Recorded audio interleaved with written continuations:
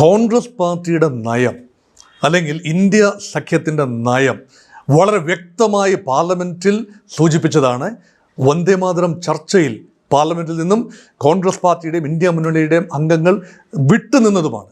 മാത്രമല്ല, നിർബന്ധമായി വന്ദേമാതരം പാടാം, പക്ഷേ ആദ്യ 2 ചരണങ്ങളല്ലാതെ ബാക്കിയുള്ള 4 ചരണങ്ങൾ ഒരു കാരണവശാലും പാടില്ല എന്ന പ്രഖ്യാപിത നിലപാടിൽ നിന്നുകൊണ്ടാണ് കോൺഗ്രസ് പാർട്ടി എക്കാലത്തും ഈ വിവാദമുണ്ടായതിനു ശേഷം കഴിഞ്ഞ 2 വർഷമായി ഇണങ്ങിയും പിണങ്ങിയും ഒക്കെ നിന്ന് കോൺഗ്രസ് പറഞ്ഞത് അങ്ങനെയാണ്.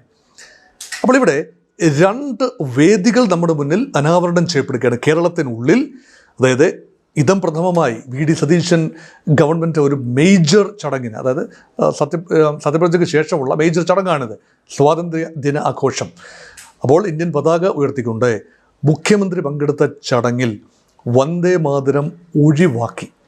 അപ്പോൾ ഇത് തീർച്ചയായും കോൺഗ്രസ് പാർട്ടിയും ഇന്ത്യ മുന്നണിയും എടുത്ത നിലപാടിന് അനുരൂപമായ രീതിയിലാണ്. അതുകൊണ്ട് Congress is giving A statement എന്ന് നമുക്ക് തോന്നാം. അതൊക്കെ തോന്നി, അത് ശരിയുമാണ്. പക്ഷേ രണ്ടാമത്തെ ഘട്ടം, അതിനുശേഷമാണ് വൻപൻ വിവാദം ഉരുത്തിരിയുന്നത്. ഓൾ ഇന്ത്യ കോൺഗ്രസ് കമ്മിറ്റിയുടെ ആസ്ഥാനത്ത് ഡൽഹിയിൽ ശ്രീ രാഹുൽ ഗാന്ധി എന്ന പ്രതിപക്ഷ നേതാവിൻ്റെയും സോണിയാഗാന്ധിയുടെയും കോൺഗ്രസ് അധ്യക്ഷൻ മല്ലികാർജുൻ ഖാർഗെയുടെയും സാന്നിധ്യത്തിൽ വന്ദേമാതരം പൂർണ്ണമായി 6 ചരണങ്ങളും പാടി എന്ന് പറയുമ്പോൾ എന്താണ് കോൺഗ്രസിൻ്റെ നിലപാട്? അവിടെ AICC ആസ്ഥാനത്ത് അത് കോൺഗ്രസിൻ്റെ മാത്രം ചടങ്ങാണ്. അത് ആ രീതിയിൽ ഔപചാരികമായ ചടങ്ങെന്ന് പറയാനുമാവില്ല.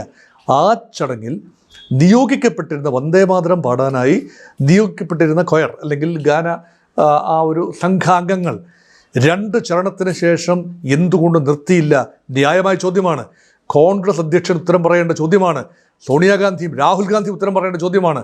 മാത്രമല്ല, ഇടയ്ക്ക് ഈ 2 ചരണങ്ങൾ കഴിഞ്ഞും ദേശീയ ഗാനം മുന്നോട്ട് പോയപ്പോൾ സോണിയാഗാന്ധി ഇടപെടുന്നത് ചിത്രങ്ങളിൽ കാണാം. രാഹുൽ ഗാന്ധി അസ്വസ്ഥനാകുന്നു, സോണിയാഗാന്ധി ഇടപെടുന്നു, മല്ലികാർജുൻ ഖാർഗെ തിരിഞ്ഞു നോക്കുന്നു, വേണ്ട എന്ന് നിർത്തൂ എന്ന രീതിയിൽ ആംഗ്യം കാട്ടുന്നു. പക്ഷേ ഗായക സംഘ അംഗങ്ങൾ ഇതൊന്നും ഗൗനിക്കാതെ 6 ചരണവും പൂർണ്ണമായി പാടിയാണ് അവസാനിപ്പിച്ചത്. അപ്പോൾ ഇത് എത്രയെല്ലാം തേച്ച് വെളുപ്പിക്കാൻ ശ്രമിച്ചാലും ഒരു ആശയക്കുഴപ്പം ഉണ്ടായി എന്നത് മായ്ച്ചു കളയാനാവില്ല. അപ്പോൾ ഉടനടി ന്യായീകരണവുമായി ജയറാം രമേശ്, AICCയുടെ സ്പോക്സ് പേഴ്സൺ ജയറാം രമേശ് വന്ന് പറഞ്ഞു, ഞങ്ങൾ ഒരു നിലപാടെടുത്തിട്ടുണ്ട്, ആ നിലപാടനുസരിച്ച് മാത്രമേ ഉള്ളൂ. പക്ഷെ തങ്ങളുടെ ചടങ്ങിൽ എന്തുകൊണ്ട് 6 ചരണങ്ങളും പാടി എന്നതിനെക്കുറിച്ച് വിശദീകരിക്കാൻ ജയറാം രമേശിനും കഴിഞ്ഞില്ല. ഇനിയുള്ള നാളുകളിൽ കുറേ ദിവസത്തേക്കെങ്കിലും കോൺഗ്രസിനെ വല്ലാതെ വേട്ടയാടാൻ പോകുന്ന ഒരു വിഷയമായി ഇത് വരുന്നു. എത്രയെല്ലാം പറഞ്ഞാലും ഞങ്ങളുടെ നിലപാട് ഇതാണ്, പക്ഷേ ഞങ്ങൾ ഇങ്ങനെ പൂർണ്ണമായി പാടി. അപ്പോൾ ഇത് വേണമെങ്കിൽ ഭരണപക്ഷത്തിന് BJPക്ക് ഒരു ആയുധമായി എടുക്കാം. കോൺഗ്രസ് പാർട്ടി ഭയക്കുന്നു, നിയമനിർമ്മാണത്തെ ഭയക്കുന്നു എന്ന് വേണമെങ്കിൽ പറയാം, ആരോപിക്കാം. ആരോപിക്കുന്നതിന് ചിലവൊന്നുമില്ലല്ലോ.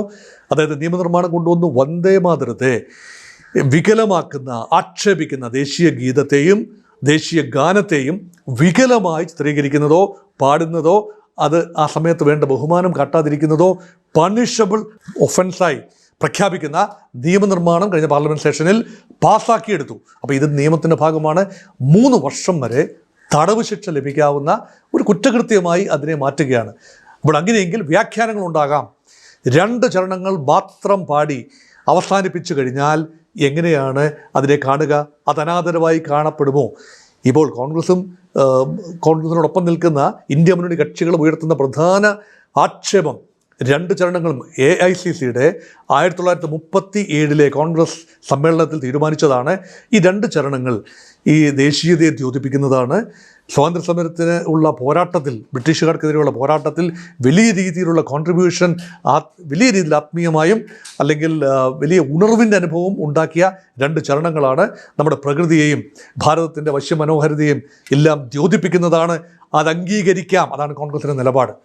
പക്ഷേ 3, 4, 5, 6 സ്റ്റാൻസാസ് ചരണങ്ങൾ അത് ഇന്ത്യയുടെ മതനിരപേക്ഷ സ്വഭാവത്തിന് ചേരുന്നതല്ല എന്നാണ് അന്ന് കോൺഗ്രസ് പാർട്ടി കണ്ടെത്തിയത്. അതായത് ഹിന്ദു ദേവതകളായ ദുർഗയെ, ലക്ഷ്മിയെ, സരസ്വതിയെ, അപ്പോൾ ഈ ഒരു 3 ദേവതകളെ പ്രകീർത്തിച്ചുകൊണ്ട് ഒരു പരിധി വരെ അതിന് ദേശീയതയുണ്ട് എന്ന് പറയുമ്പോഴും അതിനൊരു മറ്റൊരു രീതിയിലാണ് BJP ആഗ്രഹിക്കുന്ന രീതിയിലുള്ള ഒരു സാംസ്കാരിക ദേശീയതയുടെ സ്ഫുലിംഗങ്ങൾ അതിൽ കാണാം. പൂർണ്ണമായി സെക്യുലർ എന്ന് പറയാനാവില്ല എന്നാണ് കോൺഗ്രസിൻ്റെ നിലപാട്.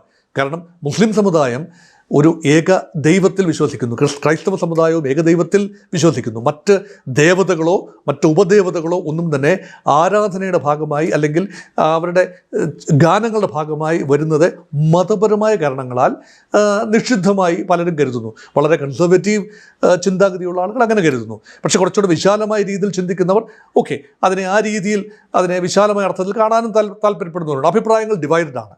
പക്ഷേ റിലിജിയസ് മൈനോറിറ്റീസിൻ്റെ സെൻറ്റിമെൻറ്റ്സ് അഫക്റ്റഡ് ആവുകയാണെങ്കിൽ ദേശീയ ഉദ്ഗ്രഥനം നടക്കില്ല. ഇൻറ്റഗ്രേഷൻ എന്ന് പറയുന്നത് ഈ നിർബന്ധിച്ച് ദേശീയ ഗീതം ദേശീയ ഗാനം പാടിപ്പിച്ചുണ്ടാക്കിയെടുക്കേണ്ട ഒന്നല്ല. പക്ഷേ വേണ്ട നിർദ്ദേശങ്ങൾ ഉണ്ടാകണം. ഭരണഘടനാപരമായി ഇന്ത്യൻ ഭരണഘടന അനുസരിച്ച് ദേശീയ പതാകയും ദേശീയ ഗീതത്തെയും ദേശീയ ഗാനത്തെയും എല്ലാം തന്നെ നിയമപരമായി തന്നെ അംഗീകരിക്കേണ്ടതുണ്ട്. അതിന് തെറ്റില്ല.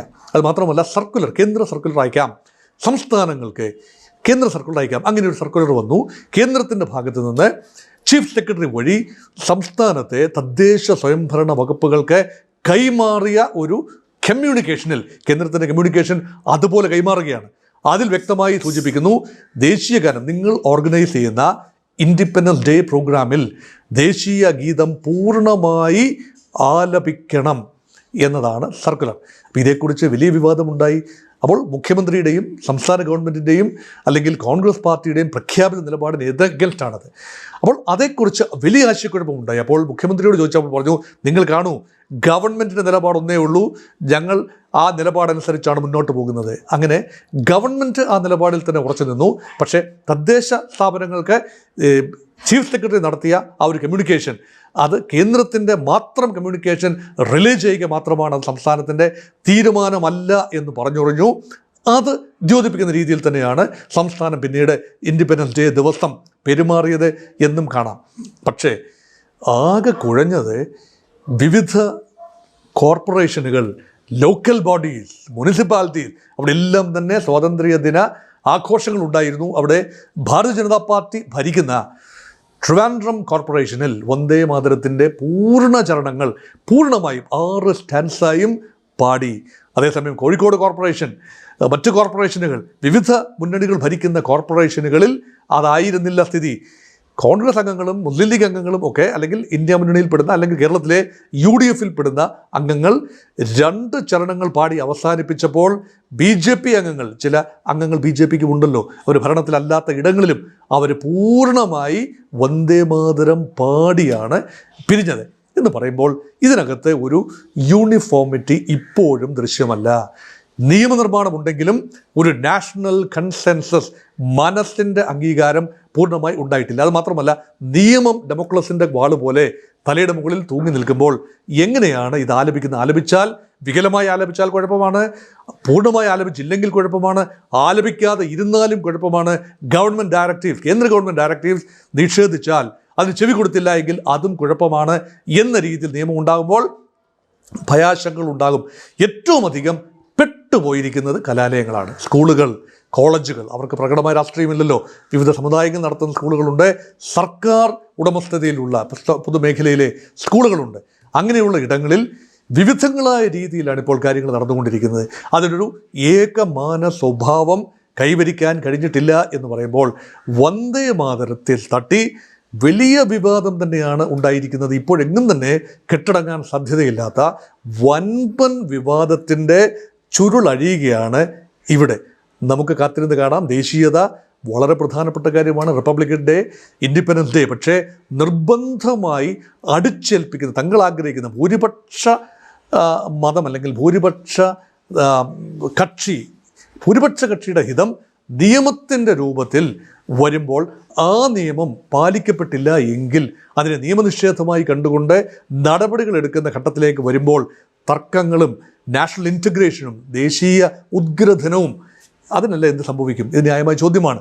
കാരണം ദേശം മുഴുവൻ ആഘോഷിക്കേണ്ട, തിമിർപ്പിലായിരിക്കേണ്ട അഭിമാനകരമായ നിമിഷമാണ് സ്വാതന്ത്ര്യത്തിൻ്റെ 80-ാം വർഷം. 79 വർഷം പിന്നിട്ട് ഭാരതം 80-ാം വയസ്സിലേക്ക് സ്വതന്ത്ര ഭാരതം കടക്കുമ്പോൾ ഇതുപോലെയുള്ള കോൺട്രവേഴ്സീസ്, അനാവശ്യ വിവാദങ്ങളാണ്.